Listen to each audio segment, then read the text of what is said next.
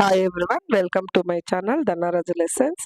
మనము ప్రతిరోజు ఒక ఇంగ్లీష్ స్టోరీ చదువుకుంటున్నాం కదా. ఈరోజు స్టోరీ ద గోల్డెన్ టచ్, అంటే బంగారు స్పర్శ అని.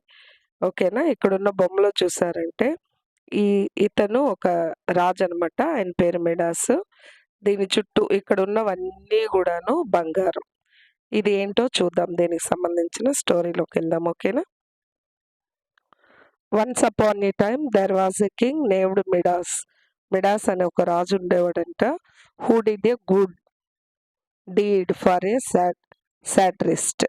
అంటే ఇతను who did a good deed for a satirist, అంటే ఒక సాట్రిస్ట్ అంటే వ్యంగ్యకారుడు. ఇతనికి ఒక మంచి పని చేశాడంట.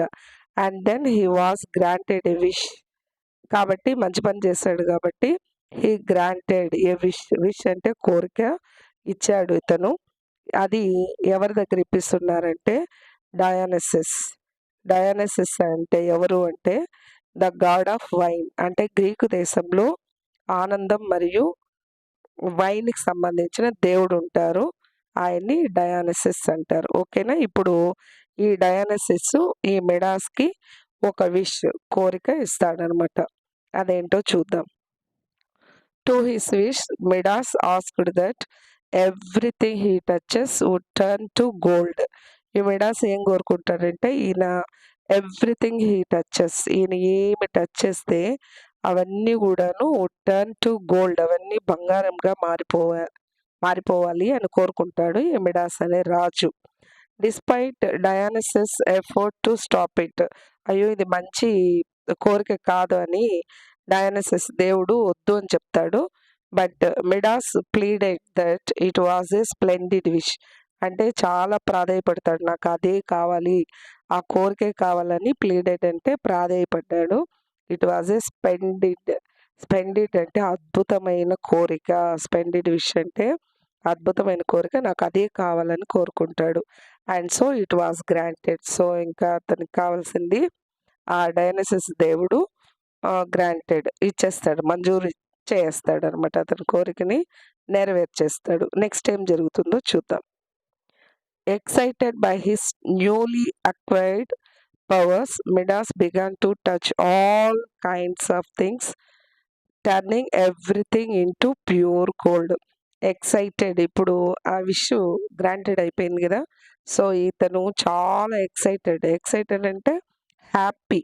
By his newly acquired powers, అతనికి కొత్త పవర్స్ వచ్చాయి కదా, సాధించేశాడు కదా, దాంతో ఆయన చాలా హ్యాపీగా ఉన్నాడు.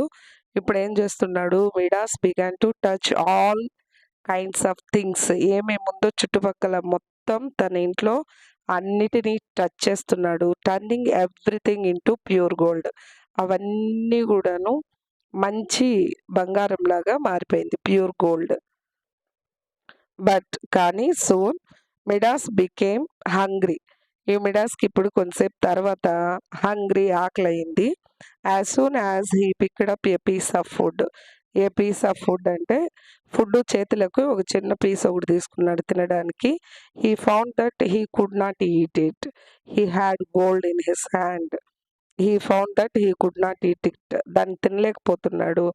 ఎందుకు అంటే he had gold in his hand, అతని చేతిలో గోల్డే ఉంది, అంటే ఆ ఫుడ్ కూడాను బంగారంగా మారిపోయింది.